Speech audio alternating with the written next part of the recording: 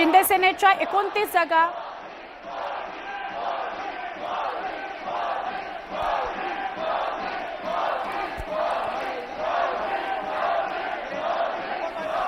उपमुख्यमंत्री एकनाथ शिंदे काही वेळामध्ये दाखल होतील। आजूबाजूला जे मुख्यमंत्री देवेंद्र फडणवीस यांच्या आजूबाजूला जे नेते आहेत ते सगळे आपल्याला बघायला मिळत आहेत। गॅलरीमध्ये ते आता उपस्थित आहेत। त्यामध्ये मंगलप्रभात लोढा मंत्री, प्रवीण दरेकर भाजपाचे नेते, एका बाजूला मुंबई अध्यक्ष अमित चाटम, हे सगळे जण उपस्थित आहेत। उपमुख्यमंत्री एकनाथ शिंदे अजून येणं बाकी आहे।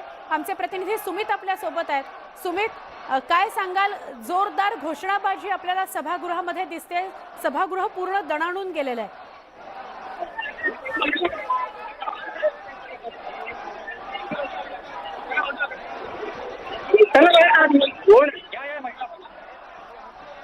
सुमित, आवाज येतोय?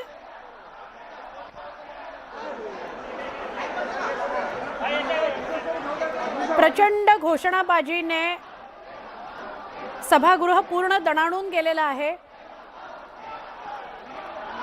सगळ्यांनीच भगव्या रंगाचे फेटे घातलेत, म्हणजे भाजप, शिंदे सेना आणि उबाठाच्या सुद्धा नगरसेवकांनी। त्यामुळे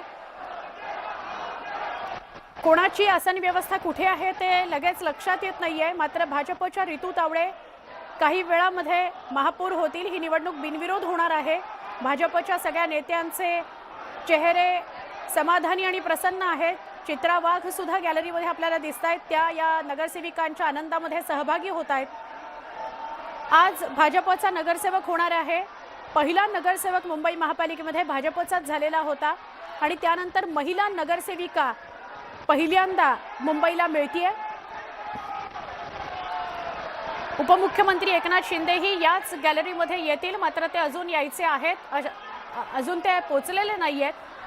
काही वेळामध्ये निवडणुकीची प्रक्रिया सुरू होईल।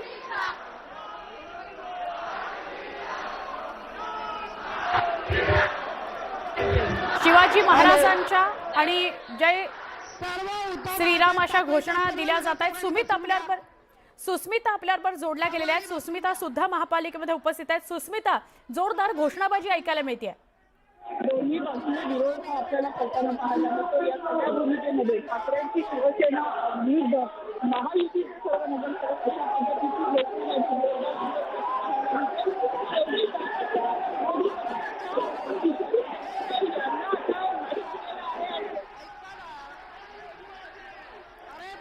आमचे खरं तर दोन प्रतिनिधी सभागृहामध्ये उपस्थित आहेत, सुस्मिता भदाणे पाटील आणि सुमित, पण त्या दोघांचा आवाज या घोषणाबाजीमुळे आपल्यापर्यंत येत नाहीये। पण स्पष्ट आणि थेट दृश्य आपल्याला बघायला मिळतात। सत्ताधाऱ्यांना एक विनंती आहे, 12:01 झालाय, जरा शांत। माजी महापौर किशोरी पेडणेकर आता काहीतरी सूचना देत होत्या। 12 वाजता म्हणजे बरोबर 12 वाजता निवडणूक प्रक्रिया सुरू करा असं त्यांचं म्हणणं होतं। हे जे उबाठाचे म्हणजे उबाठा शिवसेनेचे जे सगळे नगरसेवक आहेत ते जोरदार घोषणाबाजी करतायत आणि या प्रक्रियेला विरोध करतायत। तर दुसरीकडे शिंदेंची शिवसेना, त्यांचे नगरसेवक आणि भाजपचे नगरसेवक यांची सुद्धा जोरदार घोषणाबाजी सुरू आहे। आज शिंदे सेनेचा उपमहापौर होणार आहे संजय घाडी आणि भाजपच्या पहिल्या महिला महापौर होणार आहेत रितू तावडे। ही सगळी निवडणुकीची जी प्रक्रिया आहे ती बघण्याकरता मुख्यमंत्री आणि उपमुख्यमंत्री सभागृहामध्ये उपस्थिती लावणार आहेत। त्यांच्याकरता एक वेगळी गॅलरी तयार केली गेलेली आहे आणि त्या गॅलरीत आता मुख्यमंत्री देवेंद्र फडणवीस विराजमान आहेत। मंत्री मंगलप्रभात लोढा, भाजपचे नेते प्रवीण दरेकर हे सगळे तिथे उपस्थित आहेत। मुंबई अध्यक्ष भाजपचे अमित चाटम हे देखील उपस्थित आहेत। उपमुख्यमंत्री एकनाथ शिंदे मात्र काही क्षणामध्ये या गॅलरीत पोहोचतील। निवडणूक प्रक्रिया मात्र सुरू होईल। ही सभागृहातली दृश्य आपण बघतोय। अजूनही घोषणाबाजी काही थांबलेली नाही आणि प्रक्रिया काही क्षणामध्ये सुरू होईल, जी अजून सुरू झालेली नाही।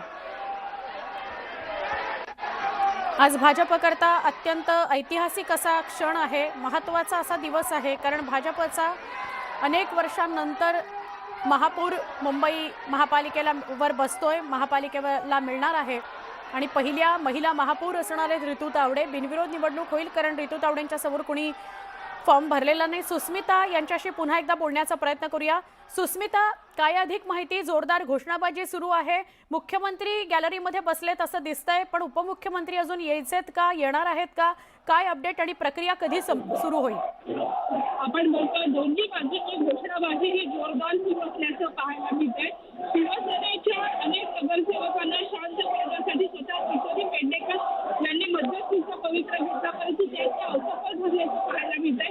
या विरोधामध्ये मनसे आणि MIM तटस्थ भूमिका घेतलेली आहे. ज्या ज्या वेळेला मोदींच्या नावाच्या घोषणा घेतल्या जात आहेत त्या वेळेला शिवसेनेच्या वतीनं मोदी चोर आहे अशा पद्धतीची विधानं केल्यानं वातावरण अतिशय तापलेलं आपल्याला पाहायला मिळतंय. काही वेळातच निवड प्रक्रियेला सुरुवात होणार आहे, पण त्यापूर्वी दोन्ही बाजूने जोरदार घोषणाबाजी केली जात आहे.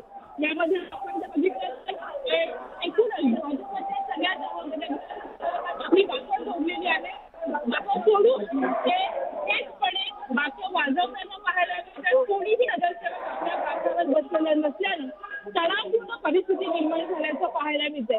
या सगळ्या निवड प्रक्रियेमध्ये ठाकरेंनी आपला उमेदवार जरी दिलेला नसला तरी सुद्धा सगळ्या शिवसेनेनं एकदा सगळ्या महाराष्ट्राच्या नगरसेवकांचा विरोध करण्याची भूमिका घेतल्याचं आपल्याला पाहायला मिळतं. म्हणजे